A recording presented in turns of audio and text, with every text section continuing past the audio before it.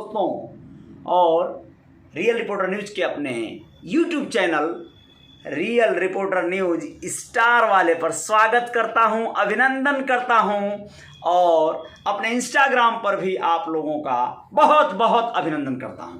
दोस्तों, आगाज हो गया है, मुनादी बज गई है, बिगुल बज गया है।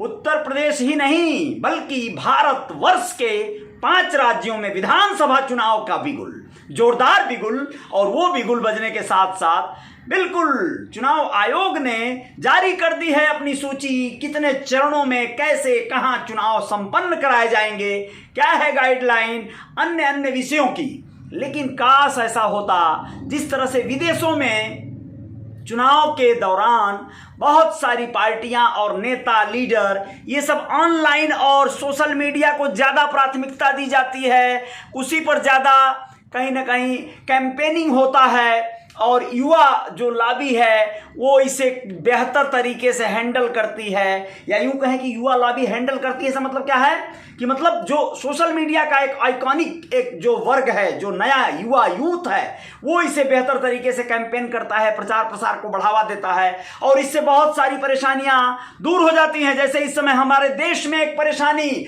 ओमिक्रॉन नाम से जो आपदा, कोरोना का तीसरा वेव आ गया है, उसने पूरी हलचल मचा रखी है इंडस्ट्री में। और उसी दौरान ये 5 राज्यों में चुनाव होने जा रहे हैं। 62 दिनों में होगा ये पूरा चुनाव संपन्न। और सोचिए ये 62 दिन कितने खतरनाक हो सकते हैं लोगों के लिए, जिंदगियों के लिए। हर प्रदेश की बात कर रहा हूं, तो फिर भी क्या यह सटीक है, नहीं है, ये आपकी जागरूकता पर भी निर्भर है।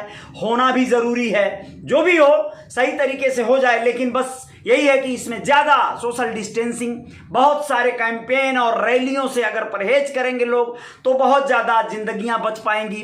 वरना वही हाल होगा जो विगत दिनों में आप लोगों ने कई बार देखा।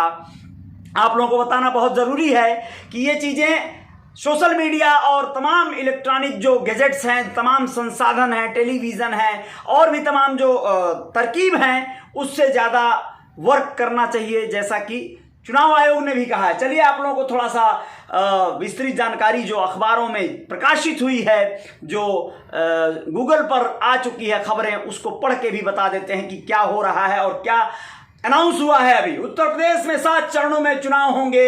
यहां पहले फेज की वोटिंग 10 फरवरी को होगी और आखिरी फेज की वोटिंग 7 मार्च को होगी।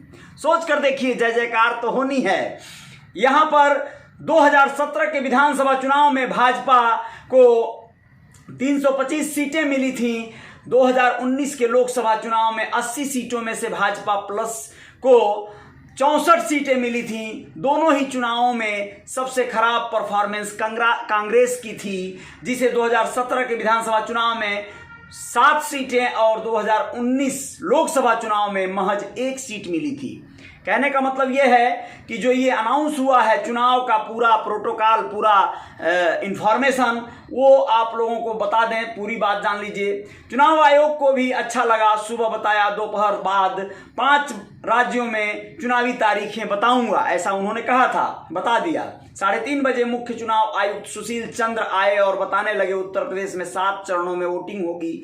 10 फरवरी से 7 मार्च तक पंजाब, उत्तराखंड और गोवा में एक साथ 14 फरवरी को वोटिंग करा लेंगे। बचा मणिपुर, तो वहां 27 फरवरी को 3 मार्च को वोट पड़ेंगे। 27 फरवरी और 3 मार्च को 2 चरणों में वहां पे वोटिंग हो जाएगा। सब जगह नतीजे एक ही तारीख 10 मार्च को आ जाएंगे। 8 फरवरी से 10 मार्च मतलब 62 दिन होता है। 62 दिन मतलब कोरोना के पीठ की सवारी, ऐसा दैनिक भास्कर ने प्रकाशित किया है अपनी खबरों में। अब पूरी बात जानिए। 15 जनवरी तक रैली जनसभा नहीं कर सकेंगे। वर्चुअल रैली और डोर टू डोर प्रचार करने की इजाजत होगी। डोर टू डोर प्रचार में भी केवल 5 लोग ही जा सकेंगे। भीड़ भाड़ लेकर जो है रैलियां नहीं करनी है। 5 लोग डोर टू डोर जाएंगे, नमस्ते प्रणाम, गोड़ लगातानी, पाँव लगातानी करेंगे लोग, प्रचार प्रसार का माध्यम। खैर ये भी तरीका सही है, 5-5 लोग 10-10 लोग हो जाते हैं तो भी कोई बात नहीं है, वो अपना काम चला लेंगे, नेता रास्ता निकाल लेते हैं। कोई भी है, चुनाव आयोग अपना काम करे, नेता अपना काम कर लेंगे। 15 जनवरी के बाद कोरोना के हालात का रिव्यू किया जाएगा और फिर रैलियों व जनसभाओं पर फैसला लिया जाएगा। अगर रैलियों की इजाजत दी गई तो भी इसमें कोविड प्रोटोकॉल का सख्ती से पालन किया जाएगा, ऐसा कहा है चुनाव आयुक्त ने। हर रैली से पहले चुनावी उम्मीदवार से कोरोना प्रोटोकॉल का पालन सुनिश्चित करने का शपथ पत्र लिया जाएगा। ये हमेशा होता है, शपथ पत्र कई तरह के लेते हैं लोग, लेकिन उस पर कितना अमल होता है ये बात दिगर है। हर रैली से पहले कोविड नियमों का उल्लंघन करने वालों के खिलाफ महामारी एक्ट, एनडीएमए और आईपीसी के धाराओं के तहत कार्रवाई की जाएगी। राजनीतिक दलों को उम्मीदवारों और प्रत्याशियों को खुद भी अपना आपराधिक रिकॉर्ड बताना होगा। ठीक है, पहले तो जमीन जायदाद धन संपदा का रिकॉर्ड बताना होता था, आपराधिक रिकॉर्ड भी मांगा गया है। सभी दलों और प्रत्याशियों को हेड स्पीच, फेक न्यूज और सोशल मीडिया प्लेटफॉर्म को लेकर बेहद सतर्क रहना होगा और इसकी निगरानी भी करनी होगी। प्रत्याशी सुविधा ऐप के जरिए ऑनलाइन नॉमिनेशन कर सकेंगे। सभी दलों और प्रत्याशियों को चुनावी अपराध के संबंध में एडवाइजरी जारी की जाएगी। कोड ऑफ कंडक्ट का सख्ती से पालन करना होगा। बहुत बढ़िया। चुनाव में हार जीत तय करने वाले वोटर्स के लिए 6 बातें। क्या बातें हैं भैया वोटर्स के लिए? कोरोना संक्रमित भी वोट डाल सकेंगे, उनके लिए पोस्टल बैलेट की सुविधा है। दूसरा, 80+ यानी सीनियर सिटीजन जो हैं, दिव्यांगों के लिए और सीनियर सिटीजन के लिए डोर स्टेप वोटिंग की सुविधा रहेगी, दरवाजे पर वोट डाल सकेंगे। 16% पोलिंग बूथ बढ़ाए गए हैं। 2.15 लाख यानी 2,15,000 से ज्यादा पोलिंग स्टेशन बने हैं। एक पोलिंग स्टेशन पर मैक्सिमम वोटर्स की संख्या 1500 से घटाकर 1250 कर दी गई है। महिला वोटर्स को बढ़ावा देने के लिए हर विधानसभा में कम से कम एक पोलिंग बूथ को एक्सक्लूसिवली महिलाएं ही मैनेज करेंगी। बहुत अच्छी बात है। वोटर्स अगर चुनाव में धांधली देखें तो विजिल नाम का ऐप पर शिकायत कर सकते हैं, आयोग तत्काल एक्शन लेगा। तमाम चीज़ें क्रिएट कर लिया है चुनाव आयोग ने, बड़ी अच्छी बात है। तो ये सारी चीज़ें हुई हैं और आप लोगों को बताएं कि सभी चुनाव कर्मियों को कोरोना वैक्सीन की दोनों डोज लगी होनी चाहिए।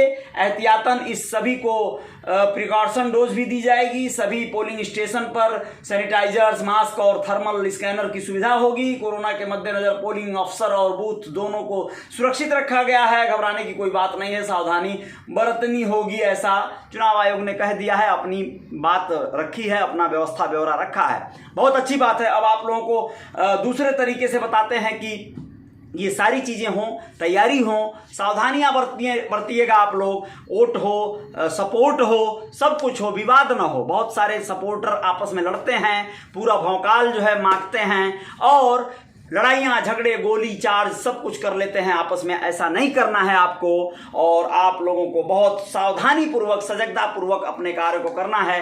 किसी भी पार्टी को सपोर्ट कीजिए, किसी दल को सपोर्ट कीजिए, किसी व्यक्ति को सपोर्ट कीजिए, लेकिन आप लोग हर हाल में अपना केयरफुली रहिएगा। चुनाव तो बीत जाएंगे, सरकार में जिसे आना है वो आ जाएगा, जिसे गिरना है वो गिर जाएगा, जिसे जहां जाना है वहां पे बह जाएगा, लेकिन आपके बीवी बच्चों का क्या होगा इस बात को मत भूलिएगा। कहीं लड़ाई झगड़ा करके आप टपक लिए ऊपर चले गए तो ऊपर जाकर आप समर्थन देंगे, यहाँ पर आपका जमानत जब्त हो चुका रहेगा। तो चलिए, बहुत बहुत धन्यवाद, बहुत बहुत शुक्रिया सभी दोस्तों मित्रों का। चौधरी अमरजीत निषाद, जय हिंद। बहुत बहुत धन्यवाद भाई, बहुत बहुत शुक्रिया आपका चौधरी जी। और